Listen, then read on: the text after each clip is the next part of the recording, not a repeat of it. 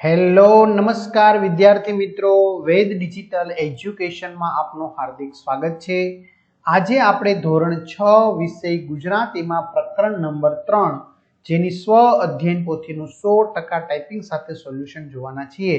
તો ખાસ વિદ્યાર્થી મિત્રો, ચેનલમાં નવા હોય તો ચેનલ સબસ્ક્રાઇબ કરો અને બાજુમાં બેલ આઇકનને પ્રેસ કરો જેથી તમને અવનવા વિડીયોની માહિતી નોટિફિકેશન મળી શકે। વિડીયો લાઈક કરો, તમારા મિત્રો દોસ્તોને શેર કરો।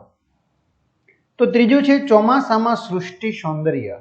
તો પ્રશ્ન 1, આપેલા શબ્દોનો સાચો અર્થ આપેલા વિકલ્પોમાંથી શોધીને લખો। તો ચેતન એટલે શું થશે? સજીવ। વેગ એટલે થશે ઝડપ। ઓથ એટલે થશે પાછળ। વધાવવું એટલે કે આવકારવું। કાયર એટલે કે ડરપોક। ઘણા બધા વિદ્યાર્થી મિત્રોની કમેન્ટ આવે છે કે સર અમારે આ પાઠની સમજૂતીના વિડીયો જોતા હોય તો ક્યાંથી મળશે? તો ભાઈ તમને ધોરણ 6 ના દરેક વિષયના પાઠની સમજૂતીના વિડીયો તમને મળશે। અને હા, બીજી કમેન્ટ એ છે કે પરીક્ષા સર નજીક આવી રહી છે તો પરીક્ષાના પેપર અમારે જોઈએ છે સોલ્યુશન સાથેના, પ્રેક્ટિસ માટેના, જેથી અમે સારી ટકાવારી પ્રાપ્ત કરી શકીએ। તો ભાઈ તમને આ બધું મળશે ભાઈ। આ બધું આપણી વેદ ડિજિટલ એજ્યુકેશન નામની એપ્લિકેશનમાંથી તમને મળવાનું છે, જ્યાંથી તમને દરેક ધોરણના 3 થી 12 ધોરણ સુધીના સંપૂર્ણ પ્રકરણની સમજૂતીના વિડીયો, સ્વાધ્યાય અભ્યાસની સમજૂતીના વિડીયો, પરીક્ષા માટે ઉપયોગી મટીરિયલ, અસાઇનમેન્ટ, જુદા જુદા જિલ્લાના પેપરો, સ્વાધ્યાયન પોથી, પ્રોજેક્ટ વર્કબુક બધું જ મળશે। તો ગૂગલ પ્લે સ્ટોર ઉપર જઈને જ્યાંથી ગેમ ડાઉનલોડ કરો તો ત્યાં જઈને વેદ ડિજિટલ એજ્યુકેશન નામની એપ્લિકેશન ડાઉનલોડ કરી લો। ઓપન કરશો એટલે આ પેજ ખુલે, એમાં તમારા પોતાના મોબાઈલ નંબર નાખો, સેન્ડ ઓટીપી કરો। ન ખ્યાલ આવે તો કોઈ ભણેલ ગણેલ વ્યક્તિની મદદ લો। પેડ કોર્સમાં જશો તો ત્યાંથી તમને બધા ધોરણની પીડીએફો મળશે। એક્ઝામ પેપરમાં પેપરો, 3 થી 12 માં 3 થી 12 ધોરણના વિડીયો, તમારું ધોરણ પસંદ કરી વિષય પ્રમાણે પાઠ વિડીયો નિહાળી શકશો। અને લાખો વિદ્યાર્થી મિત્રો આ એપ્લિકેશનનો ઉપયોગ કરે છે। ચલો, આપેલા શબ્દને લાગુ પડતા શબ્દ ઉદાહરણ મુજબ લખો। બરાબર, વરસાદ તો છત્રી, વીજળીના ચમકારા, વાદળા, ઘનઘોર। એમ પાણી, નદી, ઝરણું, સરોવર, દરિયો। ખેતર, પાક, ખેડૂત, હળ, જમીન। આકાશ, તારા, સૂર્ય, ચંદ્ર, વાદળ। તળાવ, કમળ, માછલી, પાણી, બતક। ઝાડ, પાન, ફળ, ફૂલ, ડાળી। ચલો, આપેલા શબ્દોનો અર્થ પાઠમાંથી શોધીને લખો। ભૂશીર, દરિયામાં ફેલાયેલો જમીનનો ભાગ। સામુદ્ર ધુની, બે મોટા જળ રાશિને જોડતી સાંકડી જળપટ્ટી। બેટ, ચારે બાજુ પાણીથી ઘેરાયેલી જમીન। દ્વીપકલ્પ, 3 બાજુથી પાણીથી ઘેરાયેલી જમીન। પાઠના આધારે ઘટનાક્રમ લખો। તો એમાં પહેલું આવશે મેઘના જળ પૃથ્વી પર ઉતરે છે। બીજું, બાળકો છત્રી ઓઢીને બહાર નીકળે છે। ત્રીજું, ખળખળ વહી જતા ઝરણાનું મધુર ગાન સાંભળો। ચોથું, ખેતરના ઉગી ગયેલી જુવારની હારો ગણો। અને પાંચમું, કુદરતને ખોળે ખેલવા નીકળો। ખરા ખોટા? આંબાના ઝાડે તમને કાગડાના મોટા માળાઓ જણાશે। ખોટું। નવ જીવન ધારણ કરવું એટલે 9 વખત જીવન જીવવું। ખોટું। વરસાદ પડે એટલે ધરતી માતાએ લીલી સાડી ધારણ કરી હોય એવું લાગે છે। ખરું। ઉનાળામાં મેઘધનુષ્ય જોવા મળે છે। ખોટું। ઇન્દ્રગોપ જીવડાને ગોકળ ગાય પણ કહે છે। ખરું। ચાલો, જોડકા જોડો। આકાશ તો એમાં આવશે વિદ્યાર્થી મિત્રો વાદળા।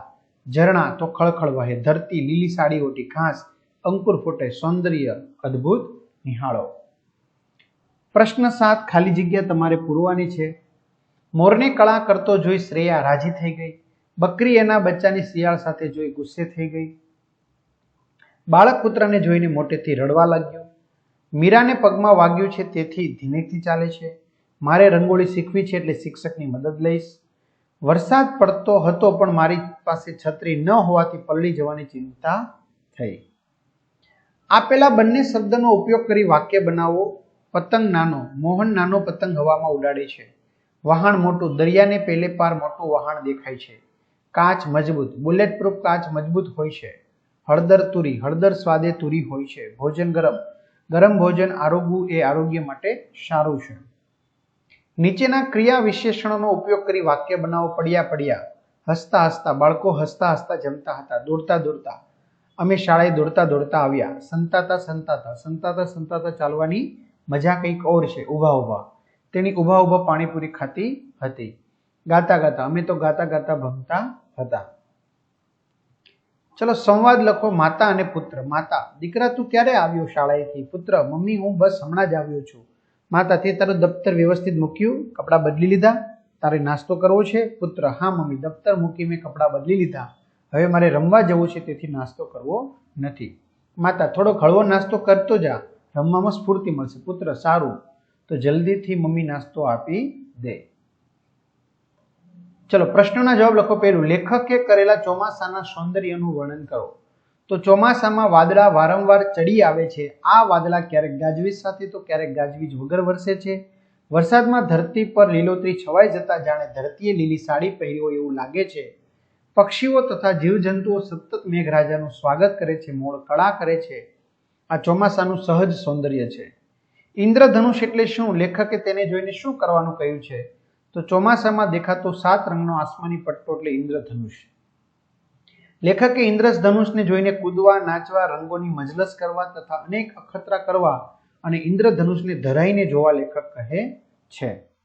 કુદરતના ખોળે રમવું એટલે શું? કુદરતના ખોળે રમવું એટલે પ્રકૃતિનું સૌંદર્ય માણતા માણતા હસવું, કૂદવું, ગાવું, આનંદ ઉલ્લાસ કરવાને કુદરતના ખોળે રમવું કહેવાય છે. વરસાદ પડવાનો છે એવું તમે શાના આધારે કહી શકો છો?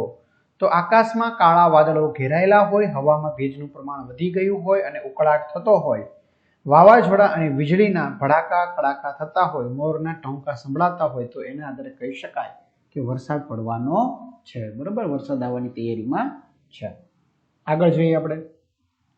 વરસાદને લગતા 2 જોડકણા બનાવો અથવા શોધીને લખો. આવરે વરસાદ, ઢેબરિયો પ્રસાદ, ઊની ઊની રોટલી ને કારેલાનું શાક. વાદળો ગાજે ગડગડ, વીજળી ચમકે ચમકમ, દેડકા બોલે ટ્રાઉ ટ્રાઉ. તો આ રીતે વિદ્યાર્થી મિત્રો સરસ મજાનું સોલ્યુશન જોયું. તમને આ વિડીયો ગમ્યો હોય તો ચોક્કસથી કમેન્ટ કરો, વિડીયો લાઇક કરો, તમારા મિત્રો દોસ્તોને જાણ કરો. અને હા, પરીક્ષા સંબંધિત જે તમારા પેપર છે એ પેપર તમે એપ્લિકેશનમાંથી વહેલી તકે મેળવી લો. અહીં સુધી રાખીએ. અસ્તુ. જય હિન્દ, જય ભારત.